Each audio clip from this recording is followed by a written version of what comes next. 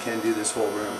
Of course we'll get a bigger can when we're in flower. Right now we're in veg, so we'll use a smaller can. That's all you need for a room this size, running 4 lights. Of course there will be 6 set up, but there will be no need to run 6. So we'll be running 4.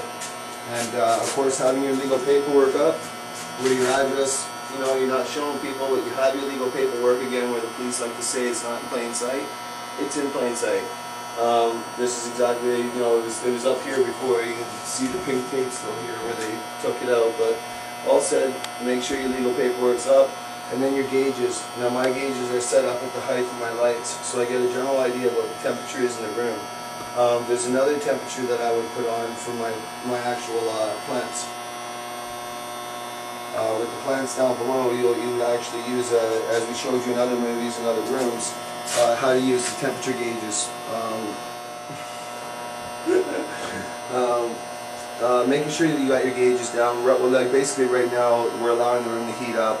Kicking on the fan, leaving it for 5 minutes will give us an idea of exactly what the temperatures are running at, what the humidity is running at, and makes us decide on what to do with this here, which is our intake. Now normally your intake is either down here, you know, and I can either put a 6-inch puck fan, which I have not in this room, or I can put the 250 CFM fan on like this and hang the fan up, and that would be an intake, or put it down on the ground, a little bit up off the ground here, mount it to the wall, whatever. If I choose to have that much power. For this size room, I don't think I need it. You gotta remember, whatever power you're pulling out, okay, you're exhausting out, that power is gonna actually suck the new air in. So this is coming from the room next door. So we're getting fresh air piped in through here, exhausted out through here, fresh air, done. So we get rid of the smell, we get rid of the heat, and we get rid of any potential problems. Now the other 2 lights that we're going to be hanging, I haven't got the heat-cooled shades yet for them that I wanted, so I'm going to go ahead and hang them just the way that they are. One, they have reflectors, but they're just, one will be horizontal, which is like this, and of course the other one will be vertical, and we'll show you that in the next part. But we wanted to show you the ducting because these are the ones that will be hooked up now. I don't have the T-vent right now to show you, but I'll show you the update in a future video. But this is certainly how a standard cheap grow room. Again, I showed you a $10,000 grow room. This is a simple $1,000 grow room for cheap guys like me. You can afford what you can afford, and most importantly is that you do it safely and you understand a little bit about what you're doing. And you know, with a lot of practice, making sure that you're running the right like again, I may not be running the best box for my electricity. However, it's all hooked to one circuit, and I don't have to worry about the wiring in the house being too old, because the wiring I did from the box straight into this room. So it's its own dedicated circuit for all the lights, you know, and they're running hot in there right now. But I'm not going to get too overly concerned about that. When we kick on the fans and that, we're going to know, we're going to hang the other 2 lights, and then of course we got to introduce the girls that are in the next room over, and we'll give you a little bit with that too.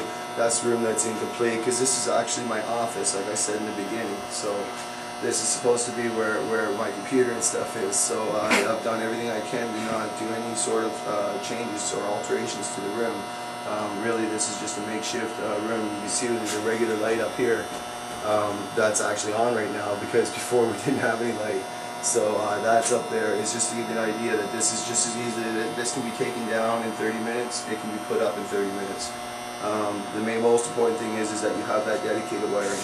I'll stop talking now and we'll see you in a minute. Welcome back. As you can see, the room's kind of back up again, sort of in a makeshift way, because I'm realizing now that it's still running a little bit hot underneath with your heat-cooled shades. I can touch them no problem, and I know I have a lot of air circulation. You can hear the fans are a lot more quiet.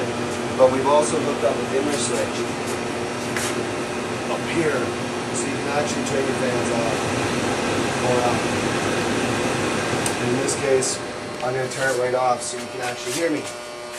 So that's actually, you know, a way you can control the speed at which you're exhausting the air out of your room, which is very important. You don't want to overdo it, you don't want to underdo it.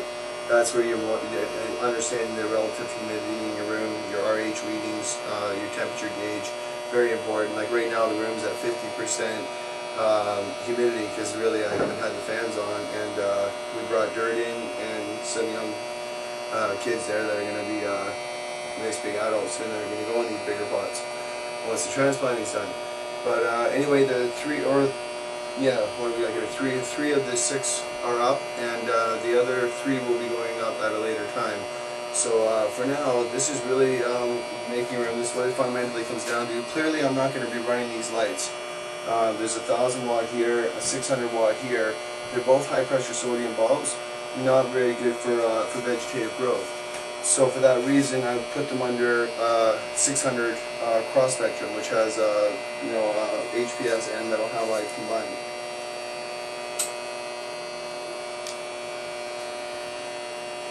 And of course, these young ones, they got to get into these pots, 3 gallons, and they'll just turn the veg and get big, and we'll see what size they get to. Dirt's been prepped, and it's for the first time I'm actually recycling, because I'm trying to save on money. So recycling the dirt, and I know that it's been flushed out, so of course cleaning it out and dealing with all the different things we have to deal with. But all said, I'm a little bit, it's been a long day, a long time to set even just this up. These 2 lights will be shut down. This one light will take care of these for now. Eventually, as you see it in time, it'll fill up.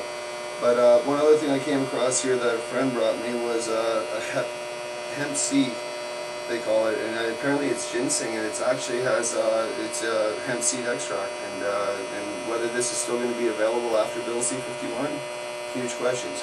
I mean, I don't know how that works, but I found it interesting that they actually put the omega-3, 6, and 9, and whatever they feel they're getting out of the extracts, directly into a drink. And I thought we'd just mention that, because it's kind of interesting that, I believe in a lot of the different hemp things that had hemp sweater on in the last segment. As you can see, our room on the wall, our temperature in here is running at 25, but our humidity is right up through the roof. It's running at 53% right now. So that's a bit of a problem, because there's really no reason for the humidity to be anything up over 45 really. But not like a huge problem where I have to worry about it shutting anything down. I mean, it's workable. But all said, this is Jason Wilcox signing out, and I guess we'll see you in the next show. Again, this is kind of a ragged put together, and I told you in the Wood to Weed movie in the beginning that I would at least show some sort of room that I've put together. So between my assistant and myself and a long day, we managed to put together whatever's together now, and as you can see, it's functioning. Most importantly, chains, you can lower your lights. You have to have adjustable chains. You can lower them or raise them. Same as for this one, same here, all can be done, and the ducking's all been set up in a way that they can also be adjusted.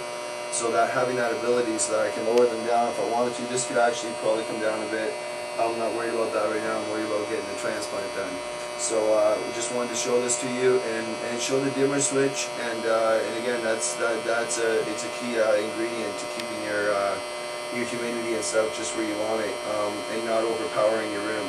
You might have a killer, hard, powerful fan. In my case, I need a stronger fan. But if you have a really powerful fan and you want to slow that down, well, then you can slow it down. Again, we don't want to overkill anything. It's finding that right climate control that matters and produces a successful crop. And hopefully we'll get to see these babies become a successful crop with no police intrusion. So we'll see you in the next episode.